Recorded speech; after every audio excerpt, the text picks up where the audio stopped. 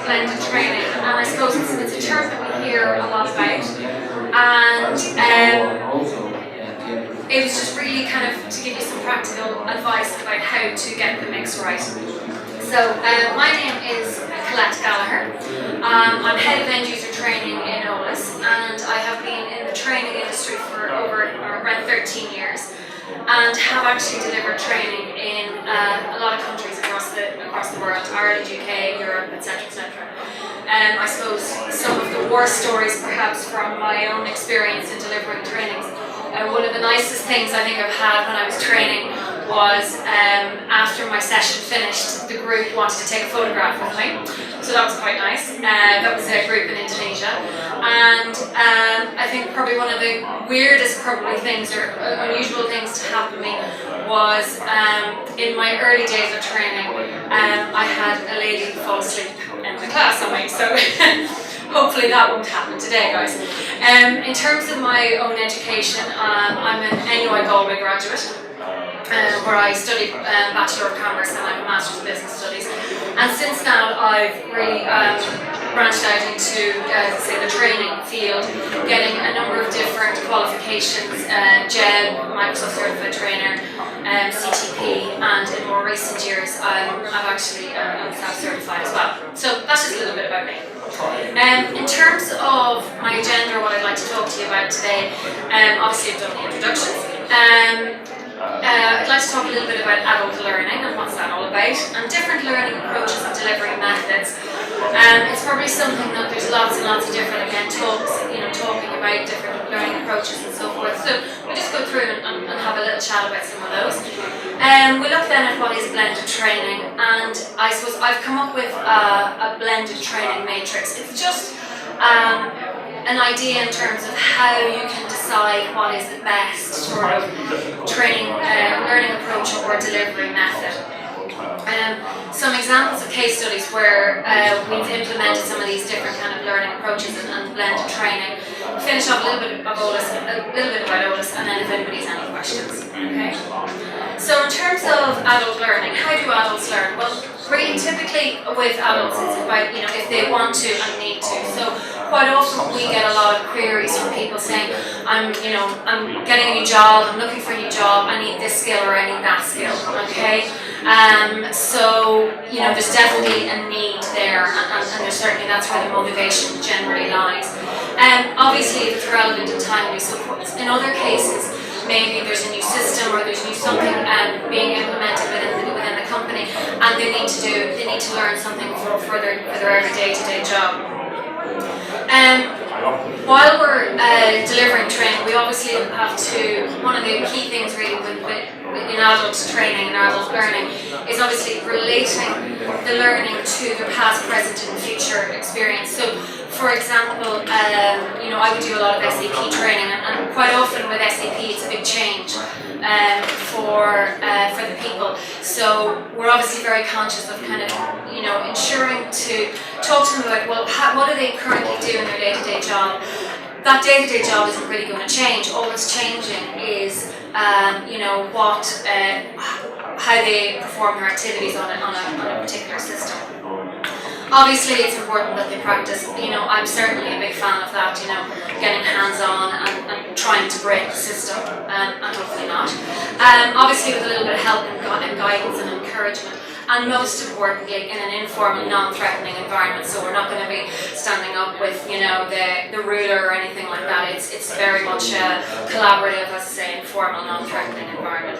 So that's a little bit about adult learning. I suppose best practice in terms of, certainly in terms of skills, computer skills or skills training within adult learning would be this idea of starting off with prepare me. So make me aware of what's happening and what's coming down the line, okay? Then, tell me what's actually involved. Show me what's involved, so demonstrate what this activity might be. Let me have a go at it, okay? and then help me once the system's gone live or whatever, and help me to perform my day-to-day activities. So moving on to then talking about learning approaches and delivery methods, in that sort of adult learning space. So first of all, we can use Facebook for learning. So for example, before Christmas, one of my colleagues did this 12 tips for Christmas. So all that was really was just sending out, little alerts and useful tips, and it can be very, very useful, in the corporate environment to send out some useful tips on a system or communicate some information, and there is learning involved there. Okay. Another one then would be like a YouTube channel. Again, that use of social media. I don't know about you guys, I certainly have looked up YouTube videos. I'm in charge of the garden at home, and I've had a look at stuff around lawnmowers, and something's not working and whatever. I certainly don't ask my husband. I want to be able to figure this one out myself. So a quick show of hands, has anybody used YouTube for learning something? Yeah, absolutely. Okay, so there's certainly, as I say, there's certainly space for that in that sort of social capacity. Other methods we have, again, within the social sort of aspect would be wikis. Again, this example here where I see around master data, very sort of, detailed information, if anybody really wants to get into that sort of space. Typically you'll have moderators, obviously making sure that the information is kept to a certain sort of level and a level of correctness, certainly. But again, it's sort of that self-learning sort of approach. There's also sort of blogs or message boards where you might have a question. Okay, how do I do this, or I'm having this trouble with this particular package, and you put the question out there, and you can have again moderators or other users contributing and finding the answer. So again, all of these, I'm putting them under that sort of social umbrella, but there's always learning involved there. Another example of a different type of learning approach or delivery method is this kind of in-application guidance. So I'm not sure if anybody's ever heard of this tool. It's called Vimego, and the example here is an SAP screen. So as I'm working through this SAP screen, these little hints and tips pop up within the system itself. So it's not that I have to go and download a step-by-step guide, or I have to watch a video or something like that. It's as I'm actually doing the activity, it's there, it's popping up, it's giving me a reminder, and it's also ensuring, I suppose, that people enter the right information, etc., and kind of stick to the process correctly. Okay? So again, as I say, it's another sort of form of learning. Then we're getting into more, I suppose, familiar territory, perhaps in this space. In the case of e-learning, where you might have, might be e-learning modules, etc.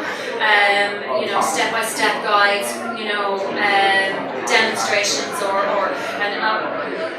sort of what we might call LEPI simulations, where the users have the opportunity to kind of follow the simulation through. In this case here, it's just again, it's a SAP example where it's a basic sort of SAP navigation course.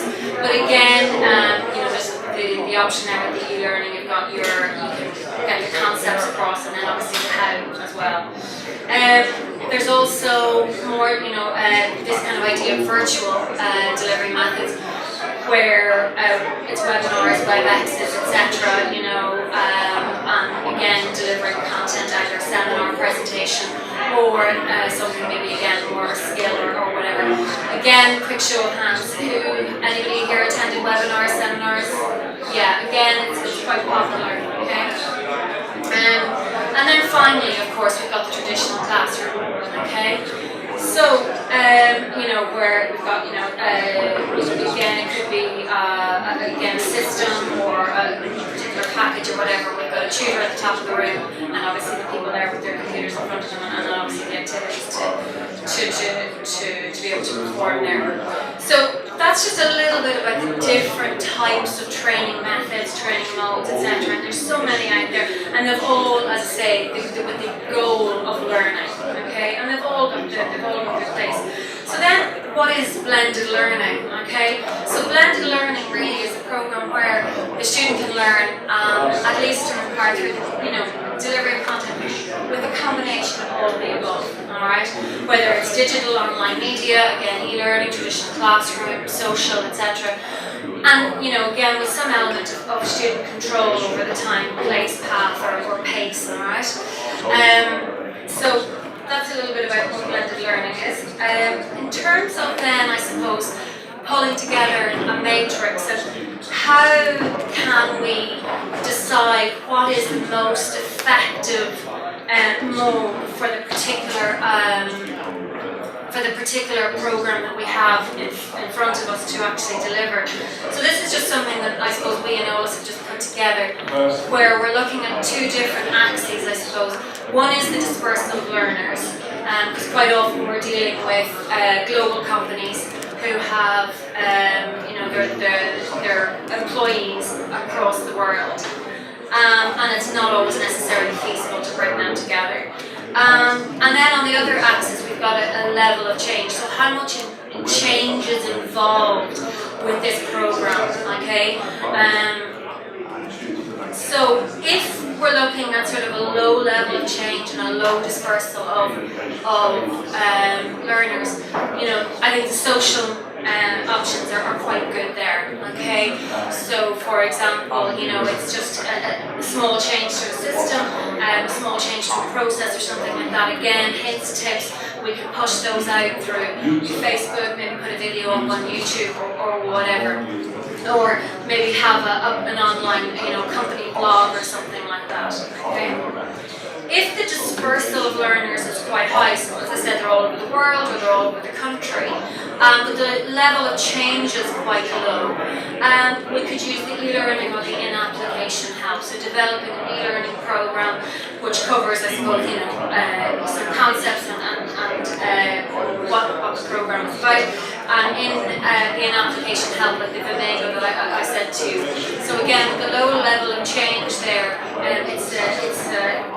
it's easy then for people to, and the learners are dispersed sort of over the country or over the world. They can take it at whatever time they want. They can either log in or whatever the case may be, and take the content at their own time, at their own pace. If then the level of change is actually quite high, and the dispersal of learners is low, then that's where Classroom is a good solution or a good option there, because we get the opportunity to bring everybody into the classroom. And it also, Classroom is not just a one-way thing. It's not just about telling somebody, here's how you do X, Y, and Z, or here's what the program is about. There's a little bit, there's definitely going to be interaction there. There's, the two-way feedback, and it's good to hear the feedback of the participants, because I think it's important for their voices to be heard, especially if there's a high level of change. So I often say, as a trainer when I was out delivering programs, I mean, you're quite very much at the cold face of change, because you might have people in there going, I don't know why this has to change, why can't we just do things the way we've always done, so it's good to be sort of conscious of that, alright? And then finally, I suppose if there's a high level of change and a high dispersal of learners, the virtual training is a good option there, because you still have that tutor contact, but it reduces the need for the people to travel to get into a classroom. And again, it has that two-way sort of communication between the trainer and the participants. And in fact, when you even bring in webcams and stuff, that's really, really good as well, because you get that facial recognition. So taking that matrix and applying it, I suppose, to this best practice in computer skills, training that you mentioned earlier. In terms of the Prepare Me, an example of a project, I suppose, that we worked on recently, where they were implementing a new system. There was a lot of change to the company. So what they started off was they told everybody that the system was coming down the line. They did some videos, they did some road shows, they had a Facebook page, etc. It was all about social and making people just very much aware of it. So everybody was talking about it in the business. Okay. Then we moved on to the sort of the tell me option, the tell me and the show me, where we did an e-learning kind of overview, high level overview of what it was about. So that's where the users got their first glimpse of the actual system itself and what was actually going to be involved. Okay. Moving on to the let me bit, then we obviously got the users into the classroom because it was feasible. It was only an Irish-based project in this particular example. We got the people into the classroom, give them an opportunity to get hands-on with the system. And we finished off then with the Help Me, where we actually used the virtual training, where we did some follow-up map-up training, because the classroom training took place quite a little bit before go live, so we used the virtual training then to bring people back together, discuss, again, the options in terms of how they got on, practicing and so forth, and as I said, give them the opportunity for everybody to come back together without necessarily having to come back into the classroom. And then on an ongoing basis, the e-learning module was there for the ongoing support if they needed to come back and see, well, they didn't, it could have been maybe 2 months before they got back to the system again. How do they do a particular task? So the e-learning modules were there, so we were able to reuse them again. Okay.